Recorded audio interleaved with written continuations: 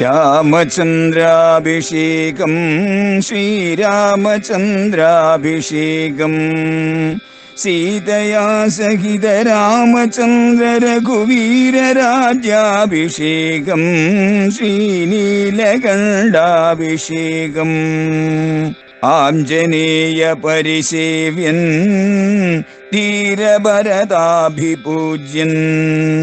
വീരലക്ഷ്മണ കുമാര ശത്രുഘ്ന സോദരാർച്ചിത പദാബ്ജൻ ശ്രീനീലകണ്ഠ ഹൃദയേശൻ രാമചന്ദ്രാഭിഷേകം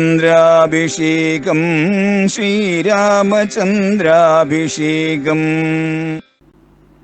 ഇത് കേട്ടപ്പോഴേക്കും ഹാ വിധിയെന്നലറി ദശകണ്ഠനും. തലയിലെടുത്ത് വിധിദോഷം എന്നിങ്ങനെ അലറിക്കൊണ്ട് രാവണൻ അങ്ങേയറ്റം ദുഃഖിതനായി തളർന്നിരുന്നു. എന്ന് രാവണൻ ചിന്തിക്കാണ്. രാവണൻ കരയാണ്. മക്കളും തമ്പിമാരും മരുമക്കളും ഉൾക്കരുത്തേറും പടനായകന്മാരും മന്ത്രികളും മരിച്ചിടിനാർ ഏറ്റവർ എന്തിന് നല്ലത് ശങ്കരാ ദൈവമേ എന്നിങ്ങനെ നിലവിളിക്കുക രാവണൻ. തനിക്ക് ബലമുണ്ട് എന്ന് വിചാരിച്ചിട്ട് അരുതാത്തതായ കർമ്മങ്ങൾക്ക് ചാടിപ്പുറപ്പെടുന്ന ആളുകൾക്ക് വരുന്ന അവസ്ഥാന്തരമാണിത്. ഒന്നിനു പിറകെ ഒന്നായിട്ട് തിരിച്ചടി കിട്ടും. കാലം അനുകൂലമായിരിക്കും, ചില അവസരങ്ങളിൽ കാലം പ്രതികൂലമായും വരും. ആനുകൂല്യവും പ്രാതികൂല്യവും കാലത്തിൽ മാറി വരും. കാലം അനുകൂലമായിരിക്കുമ്പോഴേക്കും തിരിച്ചടി അപ്പം കിട്ടില്ല. അപ്പോൾ വീണ്ടും കൂടുതൽ ദ്രോഹപ്രവൃത്തികൾ തുടരും. തന്നെ ജയിക്കാൻ ആർക്കും സാധ്യമല്ല എന്നുള്ള തെറ്റിദ്ധാരണയാൽ.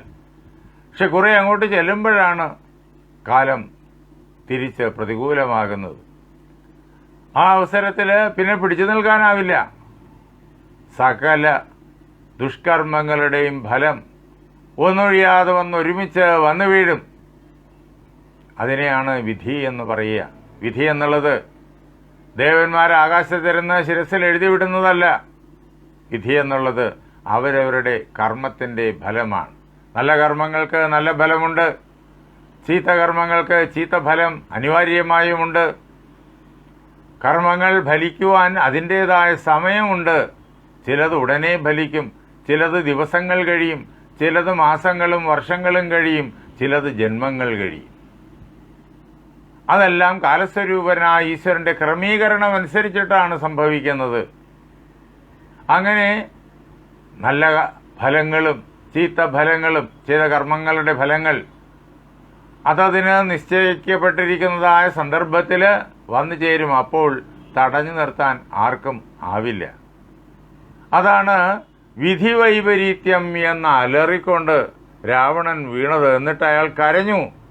ആരൊക്കെയാ മരിച്ചിരിക്കുന്നത്? മക്കൾ മരിച്ചിരിക്കുന്നു, തമ്പിമാർ അനുജന്മാർ മരിച്ചിരിക്കുന്നു, മരുമക്കൾ മരിച്ചിരിക്കുന്നു, നല്ല തൻ്റെ ഇടമുള്ളവരായ പടനായകന്മാർ മരിച്ചിരിക്കുന്നു, മന്ത്രിമാർ മരിച്ചിരിക്കുന്നു.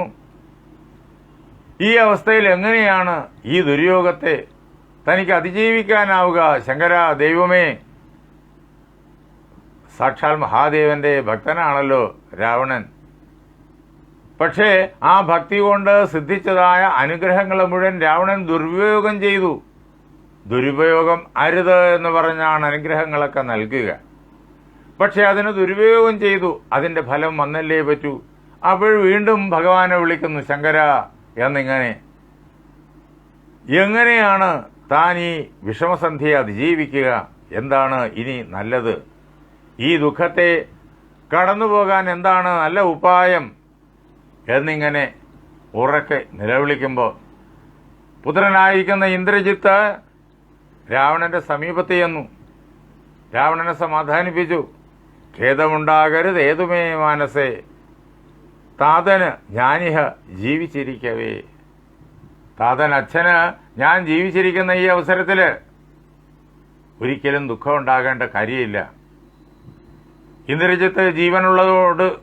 ഇന്ദ്രജിത്ത് ജീവനോട് കൂടിയിട്ട് ഈ ലങ്കയിൽ ഉള്ളിടത്തോളം കാലം താതന് യാതൊരു ദുഃഖവും ഉണ്ടാവില്ല, ലങ്കയ്ക്ക് യാതൊരു പരാജയവും ഉണ്ടാവില്ല. ഈ സംഭവങ്ങളൊക്കെ നടന്നത് തന്നെയാണ്. പക്ഷേ അതിനെ അതിജീവിക്കുവാനുള്ളതായ ശേഷി എനിക്കുണ്ട്.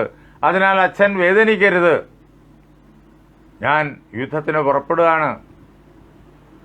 ഈ വാനരന്മാരെയും മാനവന്മാരെയും ഒക്കെ സംഹരിച്ചിട്ട് ഞാൻ ഉടനെ മടങ്ങി വരും. അങ്ങ് ദുഃഖകരമായിരിക്കുന്ന ചിന്തകളെ മനസ്സിൽ വളർത്തിയിട്ട് വേദന കൊള്ളരുത്. ജയിക്കാനായിട്ട് എന്നെ അനുഗ്രഹിച്ചയക്കണം. ഇന്ദ്രജിത്ത് ആവശ്യപ്പെടുകയാണ്. അത് കേട്ടപ്പോഴേക്കും രാവണന് സമാധാനമായി. തൻ്റെ മകനെ പുണർന്നിട്ട് ആ മകനോട് ഇങ്ങനെ പറഞ്ഞു, ജയിച്ചു വരിക നീ എന്ന് അനുഗ്രഹിച്ചു. അനുഗ്രഹിച്ചിട്ട് ഇന്ദ്രജിത്തിനെ യുദ്ധത്തിനായി കൊണ്ട് അയക്കുകയാണ്. യുദ്ധം ചെയ്യണമെങ്കിൽ ബലം വേണം.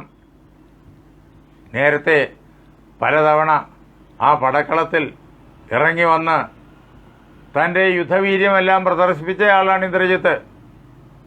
അതൊന്നും ഫലത്തിലെത്തിയില്ല. നാഗാസ്ത്രം പ്രയോഗിച്ചപ്പോൾ ഏതാണ്ട് ഫലിച്ചു എന്ന് കരുതി, പക്ഷെ അതും നിഷ്ഫലമായി പോയി. അപ്പോൾ ഇനി തൻ്റെ ശക്തി വർദ്ധിപ്പിക്കണം. അതിനെന്താ മാർഗം? അതിന് മാർഗം ഹോമം തന്നെ. ശംഭുപ്രസാദം വരുത്തുവാനായി ചെന്ന് ജംഭാരിജിത്തും നികുംഭില ബുക്ക് ചെയ്തു. അദ്ദേഹത്തിൻ്റെ ഹോമസ്ഥാനം, പൂജാസ്ഥാനം നികുംഭില. വളരെ സുരക്ഷിതമാണത്. ലങ്കയുടെ മധ്യത്തിൽ ആ നികുംഭിലയ്ക്കുള്ളിൽ ഇന്ദ്രജിത്ത് പ്രവേശിച്ചു. എന്തിന്? സാക്ഷാൽ മഹാദേവനെ തൻ്റെ പൂജകൾ കൊണ്ട്, അനുഷ്ഠാനങ്ങൾ കൊണ്ട് തൃപ്തിപ്പെടുത്തി കരുത്ത് നേടിയിട്ട് പടയ്ക്ക് ഇറങ്ങാൻ വേണ്ടിയിട്ട്. അങ്ങനെ പൂജയ്ക്ക് വേണ്ടുന്നതായ, ഹോമത്തിന് വേണ്ടുന്നതായ പദാർത്ഥങ്ങളെല്ലാം തൻ്റെ ആജ്ഞ കൊണ്ട് തന്നെ നിമിഷമാത്രത്താൽ അവിടെ വരുത്തി ഹോമം തുടങ്ങി. ആ ഹോമം പൂർണ്ണമാക്കി. അതിൻ്റെ ഫലമായിട്ട് വളരെ വേഗത്തിൽ തന്നെ വിവിധങ്ങളായിട്ടുള്ള ആയുധങ്ങളും ദിവ്യാസ്ത്രങ്ങളും ഒക്കെ നിറഞ്ഞ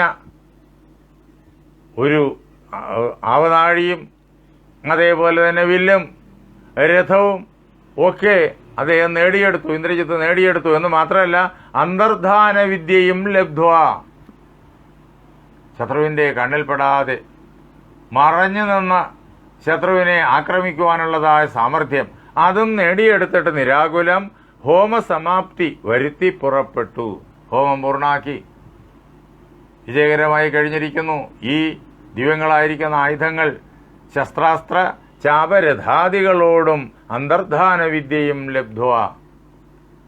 ഇങ്ങനെ ഈ ആയുധങ്ങളും ഈ വിദ്യയും എല്ലാം നേടി ഇനി രാഘവന്മാരെ ജയിക്കാൻ എളുപ്പം എന്ന് നിശ്ചയിച്ചിട്ട് രാമാദികളോട് പോരിനായി അശരൻ പോർക്കളം പൊക്കു. രാമാദികളോട് യുദ്ധം ചെയ്യാൻ വേണ്ടിയിട്ട് ആ രാക്ഷസൻ പടക്കളത്തിൽ എത്തി. പോർക്കളം പൊക്കോരു നേരം കവികളും രാക്ഷസരെ ചെറുത്ത് ആർത്ത് അടുത്തിയിടിനാർ. വാനരങ്ങളും വിട്ടില്ല. ഈ ഇന്ദ്രജിത്തിനോടൊപ്പം വലിയ രാക്ഷസപ്പടയുണ്ട്. അവരെ തടയാനും ഇന്ദ്രജിത്തിനെ തടയാനുമായിട്ട് അലറിക്കൊണ്ട് വാനരപ്പടയും പാഞ്ഞ് മുന്നേറി. അങ്ങനെ ഘോരമായ യുദ്ധം ആരംഭിച്ചപ്പോൾ മേഘജാലം വർഷിക്കുന്നത് പോലെ മേഘനാഥൻ കണ തൂകിത്തുടങ്ങിനാൻ. മഴ എങ്ങനെയാണോ പെയ്യുന്നത്, മേഘങ്ങൾ എങ്ങനെയാണോ അതിശക്തമായ പേമാരി കൊണ്ട് ഭൂമിയെ ആകെ വിഷമിപ്പിക്കുന്ന അതേ പ്രകാരത്തിൽ ഇന്ദ്രജിത്ത് അമ്പുകളുടെ പേമാരി തന്നെ ചൊരിഞ്ഞു. വനരകൾ, വലിയ വലിയ പാറകളും പർവ്വതങ്ങളും വൃക്ഷങ്ങളും എല്ലാം രാക്ഷസന്മാരുടെ നേരെയും അത്യധികം ഭീഷണമായ രീതിയിൽ വാനരങ്ങൾ ചൊരിഞ്ഞു. എന്ന് മാത്രമല്ല, രാക്ഷസന്മാരെ കണക്കിന് പ്രഹരിച്ച് അവർ ഒടുക്കി തുടങ്ങി. ഇങ്ങനെ രാക്ഷസന്മാരും വാനരന്മാരും തകർത്ത് ഏറ്റുമുട്ടുമ്പോൾ ഇന്ദ്രജിത്തിന് വ്യക്തമായി ഇങ്ങനെയുള്ള നേരിട്ടുള്ള യുദ്ധം കൊണ്ട് ഇവരെ ആരെയും ജയിക്കാനാവില്ല. അതിനെന്ത് വേണം? അന്തർധാന വിദ്യ പ്രയോഗിച്ചിട്ട് അവരെ ദിവ്യാസ്ത്രത്താൽ ബന്ധിതരാക്കണം. അതിനുവേണ്ടി രാവണി സന്താപമോട് അന്തർധാനവും ചെയ്തു. സന്താപമോടും അന്തർധാനവും ചെയ്തു. വളരെയേറെ ദുഃഖിച്ചു. വേറെ മാർഗങ്ങളൊന്നുമില്ല. അതുകൊണ്ട് അറ്റകൈ പ്രയോഗിക്കുകയാണ്. അന്തർധാനം ചെയ്തു, മറഞ്ഞു. അങ്ങനെ മറഞ്ഞിട്ട് ആ മറഞ്ഞു നിൽക്കുന്നുകൊണ്ട് ഇന്ദ്രജിത്ത് എവിടെ നിൽക്കുന്നു എന്ന് മാനവന്മാർക്ക് അറിയാൻ പറ്റൂല, വാനരങ്ങൾക്ക് അറിയാൻ പറ്റൂല. ആ അവസ്ഥയിൽ വിജയകരമായി സുരക്ഷിതമായി നിന്നുകൊണ്ട് സന്തതം തൂകിനാൻ ബ്രഹ്മാസ്ത്ര സഞ്ചയം. രാമന്റെ സൈന്യങ്ങളുടെ നേരെ ബ്രഹ്മാസ്ത്ര സമൂഹത്തെ പ്രയോഗിക്കാനായിട്ട് തുടങ്ങി. അപ്പോൾ വൻപന്മാരായ ബലശാലികളായ പരാക്രമികളായ വാനരന്മാരുടെ ശരീരത്ത് അമ്പുകൾ വന്ന് തറഞ്ഞു തുടങ്ങി. 100, 200, 500 അമ്പുകളാണ് ഓരോരുത്തരുടെയും ശരീരത്തിൽ വന്ന് തറഞ്ഞ് കയറുന്നത്. അങ്ങനെ അമ്പുകൾ കൊണ്ട് പിളർന്നു തെരുതരെ കമ്പം കലർന്നു മോഹിച്ചു വീണിടിനാർ. ആ വാനരങ്ങൾ അമ്പുകൾ തറഞ്ഞ് ശരീരത്തിൽ കയറിയിട്ട് ആകെ ആ ആക്രമണത്തിന് കീഴ്പ്പെട്ട് എവിടെ നിന്നിട്ടാണ് അമ്പ് വരുന്നത് എന്ന് അറിയാനും കഴിയുന്നില്ല. ബ്രഹ്മാസ്ത്രത്തിന്റെ ശക്തിയും ആവാഹിച്ചാണ് ആ അമ്പുകൾ വരുന്നത്. അവ ഏറ്റിട്ട് ആകെ തളർന്ന് തകർന്ന് മോഹിച്ച് ഭൂമിയിലേക്ക് വീണു. 50 ബാണം വിവിധനേറ്റു. വിവിധന്റെ പുറത്ത് 50 ബാണമാണ് വന്നു തറഞ്ഞത്. 9 മൈന്ദനും 5 ഗജന്മേലും. ഓരോരോ വാനരവീരന്മാരുടെ പുറത്ത് എത്ര ബാണങ്ങൾ വന്നു കൊണ്ടു തറഞ്ഞു എന്ന് പറഞ്ഞു കേൾപ്പിക്കാണ്. 90 ബാണം നളനും തറച്ചത് എണ്ണമേറ്റു ഗന്ധമാദനന്മയിലും. ഇങ്ങനെ എല്ലാവരുടെ ശരീരത്തിലും അമ്പുകൾ ഇങ്ങനെ കൂട്ടം കൂട്ടമായിട്ടൊന്ന് തറഞ്ഞു കയറുകയാണ്. ശത്രു എവിടെ നിൽക്കുന്നു എന്ന് കാണാൻ സാധിക്കുന്നില്ല. അമ്പുകൾ ഏറ്റവർ പ്രാണൻ നഷ്ടപ്പെട്ട് ഭൂമിയിലേക്ക് വീഴുകയാണ്. അങ്കദന്മേൽ 75 കൊണ്ടിതു. പിന്നെയോ തുങ്കനാം സുഗ്രീവനേറ്റു ശരശതം. 100 അമ്പുകളാണ് സുഗ്രീവന്റെ പുറത്ത്. യുദ്ധം കപികുല നായകന്മാർ 67 കോടിയും വീണതു ഭൂതലേ. ആ വാനര സൈന്യം 67 കോടിയുണ്ട്. അത്രയും വീണു. ഒരൊറ്റ ആള് പോലും ജീവനോടുകൂടിയിട്ട് ആ പടക്കളത്തിൽ നിൽക്കുന്നവരായില്ല. സകല പ്രതീക്ഷകളെ അസ്തമിപ്പിച്ചുകൊണ്ടാണ് ഇന്ദ്രജിത്ത് ഈ പ്രകാരത്തിൽ ഈ രാമപക്ഷത്തെ ജയിക്കുന്നത്. ഇങ്ങനെ അവരെല്ലാവരും വീണത് കാണുന്നുണ്ട്. ആരെന്ന് ചോദിച്ചു കഴിഞ്ഞാൽ അങ്ങ് അന്തരീക്ഷത്തിൽ നിന്നുകൊണ്ട് ദേവന്മാര്. രാമൻ ജയിക്കുന്നത് നേരിട്ട് കാണാൻ വേണ്ടിയിട്ട് അവർ അന്തരീക്ഷത്തിൽ നിറഞ്ഞ് നിൽക്കുകയാണ്. ദേവന്മാര്, യക്ഷന്മാര്, കിന്നരന്മാര്, കിംപുരുഷന്മാര് തുടങ്ങിയ ആളുകളെല്ലാം. പക്ഷെ അവരുടെ കൺമുന്നിൽ ഇപ്പോഴിതാ അവരുടെ പ്രതീക്ഷകൾക്കെല്ലാം നേരെ വിപരീതമായിട്ട് വാനരങ്ങളെല്ലാം ഇതാ വീഴുന്നു. ഇങ്ങനെ പോയി കഴിഞ്ഞാൽ എങ്ങനെയാ രാവണനെ ജയിക്കുക? നമ്മൾ വിചാരിച്ചാൽ ഒരു മാർഗവും ഇല്ലല്ലോ എന്നിങ്ങനെ അവർ ദുഃഖിച്ച് അന്യോന്യം സംസാരിച്ച് ഇത് കാണുവാനുള്ള ധൈര്യമില്ലാതെ വിഷമിക്കുന്ന അവസരത്തിൽ എന്ത് ചെയ്തു എന്ന് വെച്ച് കഴിഞ്ഞാൽ ഇന്ദ്രജിത്ത് അദ്ദേഹം വാനരന്മാരെല്ലാം വീഴ്ത്തിയിട്ട് രുഷ രാഘവന്മാരെയും ഏതു വീഴ്ത്തിയിടിനാൻ. രാമനെയും ലക്ഷ്മണനെയും കൂടി ഇതേ ബ്രഹ്മാസ്ത്രം പ്രയോഗിച്ച് വീഴ്ത്തി. അങ്ങനെ ഇനി ആ പടക്കളത്തില് രാമപക്ഷത്തില് ആരും ജീവനോടുകൂടി അവശേഷിച്ചിരിപ്പില്ല എന്ന് ഉറപ്പായി. ദേവന്മാരെല്ലാ പേരും ദുഃഖിതരായി തീർന്നു. ലോകം മുഴുവൻ മ്ലാനമായി തീർന്നു. ആ അവസരത്തിൽ ആഖണ്ഡലാരിയും ശംഖനാദം ചെയ്ത് വേഗേന ലങ്കയിൽ പൊക്കിരുന്നിടിനാൻ.